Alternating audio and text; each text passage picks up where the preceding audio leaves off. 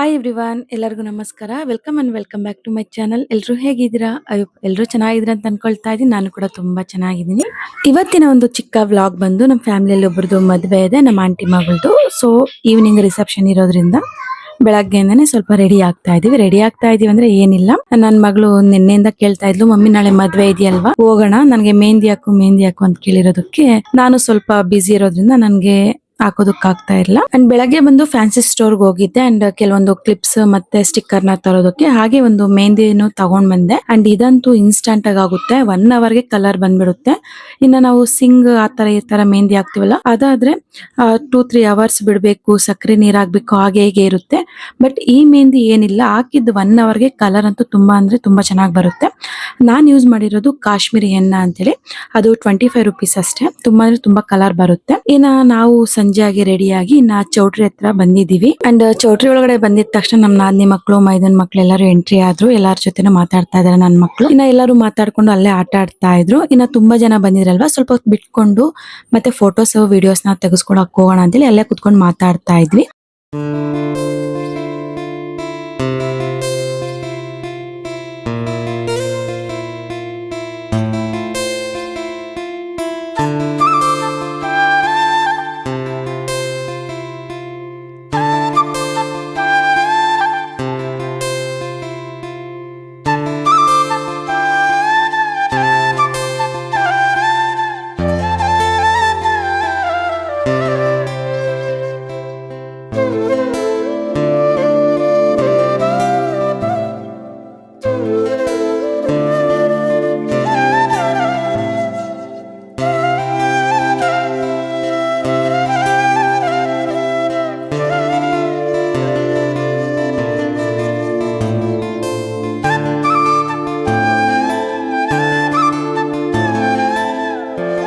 ಹುಡುಗ ಹುಡುಗಿ ಜೊತೆ ಫೋಟೋಸ್ನೆಲ್ಲ ತೆಗೆಸ್ಕೊಂಡು ಇನ್ನ ಊಟಕ್ಕೆ ಬಂದು ಕುತ್ಕೊಂಡಿದೀವಿ.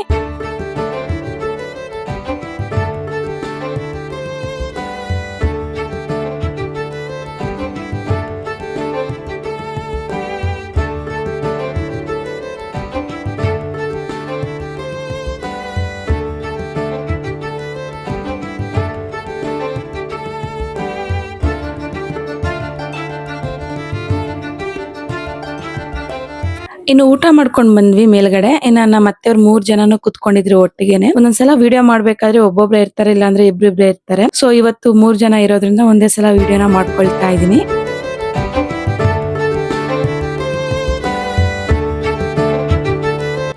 ಇನ್ನು ಮದ್ವೆಗೆಲ್ಲ ರಿಲೇಷನ್ಸ್ ಬಂದಿದ್ರಲ್ವಾ, ಅವ್ರ ಜೊತೆ ಕುತ್ಕೊಂಡೆಲ್ಲ ಮಾತಾಡ್ತಾ ಇದ್ವಿ. ಇನ್ನ ಸ್ವಲ್ಪ ಹೊತ್ತಿನಲ್ಲೇ ಅರ್ಶಿನ ಶಾಸ್ತ್ರಕ್ಕೆ ಅಂತೇಳಿ ಸಿಂಪಲ್ ಆಗಿ ಡೆಕೋರೇಷನ್ ಎಲ್ಲ ಮಾಡ್ತಾ ಇದಾರೆ ನೋಡಿ. ಅಂಡ್ ಇವಾಗ ಬಂದು ಇನ್ ಸ್ವಲ್ಪ ಹೊತ್ತಿನಲ್ಲೇ ಮದ್ವೆ ಹೆಣ್ಣು ಗಂಡಿಗೆ ಅರ್ಶನ ಬಳಿಯೋ ಶಾಸ್ತ್ರನ ಸ್ಟಾರ್ಟ್ ಮಾಡ್ತಾರೆ. ಅದಕ್ಕೂ ಮುಂಚೆ ಇವಾಗ ಅರ್ಶನ ಬಳಿಯೋದಕ್ಕೆ ಅಂತೇಳಿ ಏನೇನೇ ಬೇಕು ಅದನ್ನೆಲ್ಲ ಐಟಮ್ಸ್ನೆಲ್ಲ ತಗೊಂಡ್ ಬಂದು ಇಟ್ಕೊಳ್ತಾ ಇದಾರೆ. ಅಂಡ್ ಇದ್ರ ಜೊತೆಯಲ್ಲೇ ಮದ್ವೆ ಹೆಣ್ಣಿದಾರಲ್ವಾ, ಅವ್ರ ತಂದೆ ತಾಯಿಗೂ ಬಟ್ಟೆ ಕೊಡೋ ಶಾಸ್ತ್ರ ಇದೆ. ಸೊ ಅದನ್ನೆಲ್ಲ ಒಂದೇದ್ರಲ್ಲೇ ಕ್ಯಾಪ್ಚರ್ ಮಾಡಿದೀನಿ, ನೋಡ್ತಾ ಇರ್ರಿ.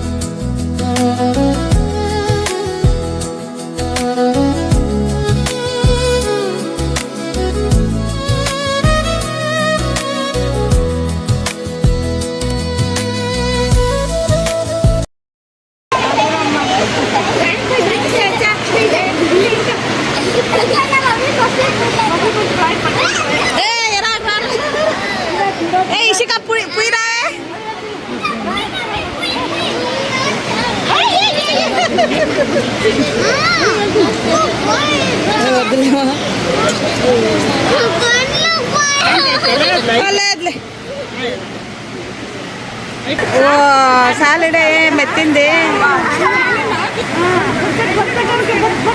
అక్కసమ్మ అయితే పెండ్లు కూడా అయ్యిండాడు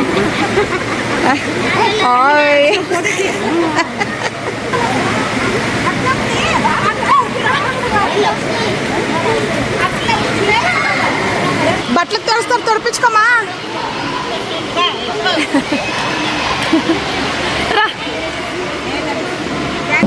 ನೈಟ್ ಅರ್ಶಿನ ಶಾಸ್ತ್ರ ಎಲ್ಲ ಮುಗಿಯೋ ಅಷ್ಟರಲ್ಲಿ 3 ಗಂಟೆ ಆಗಿತ್ತು. ಇನ್ನು ನಾವು ಸ್ವಲ್ಪ ಹೊತ್ತು ಮಾತಾಡ್ಕೊಂಡು ಮಲಗೋ ಅಷ್ಟರಲ್ಲಿ 4 ಗಂಟೆ ಆಗ್ಬಿಟ್ಟಿತ್ತು. ಇನ್ನು ಬೇಗ ಬೇಗ ಎದ್ದು ರೆಡಿಯಾಗಿ ಬೆಳಗ್ಗೆನೆ ತಿಂಡಿ ಮಾಡ್ಕೊಂಡು ಬಂದ್ವಿ.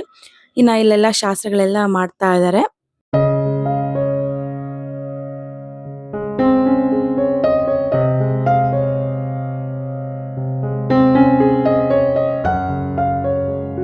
ನಾನಿಲ್ಲಿ ನೈಟ್ ರಿಸೆಪ್ಷನ್ಗೆ ಹಾಗೆ ಬೆಳಗ್ಗೆ ಮುಹೂರ್ತಂಗೆ ವೇರ್ ಮಾಡಿರುವಂತ ಜ್ಯುವೆಲರೀಸ್ ಎಲ್ಲ ಬಂದ್ಬಿಟ್ಟು ನಾನು ಆನ್ಲೈನ್ ಅಲ್ಲಿ ಪರ್ಚೇಸ್ ಮಾಡಿದ್ದು. ಯಾರಿಗಾದ್ರೂ ಬೇಕು ಅಂದ್ರೆ ನಾನು ಲಿಂಕ್ಸ್ ನ ಕೊಟ್ಟಿರ್ತೀನಿ, ಒಂದ್ಸಲ ಚೆಕ್ಔಟ್ ಮಾಡಿ.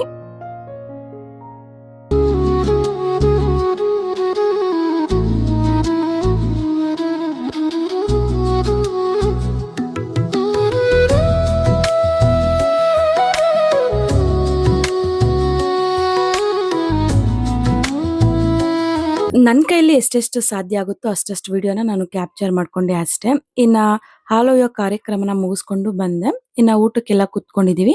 ಊಟ ಎಲ್ಲ ತುಂಬಾ ಅಂದ್ರೆ ತುಂಬಾ ಸಖತ್ತಾಗಿತ್ತು. ಇನ್ನ ಊಟ ಮುಗಿಸ್ಕೊಂಡು ಹೋಗೋ ಅಷ್ಟರಲ್ಲಿ ಇಲ್ಲಿ ಸಪ್ತಪದಿ ಕಾರ್ಯಕ್ರಮನ ನಡೆಸ್ತಾ ಇದ್ರು. ಸರಿ ಅಂತೇಳಿ ಅದನ್ನು ಸ್ವಲ್ಪ ಕ್ಯಾಪ್ಚರ್ ಮಾಡ್ಕೊಳ್ತಾ ಇದ್ದೀನಿ.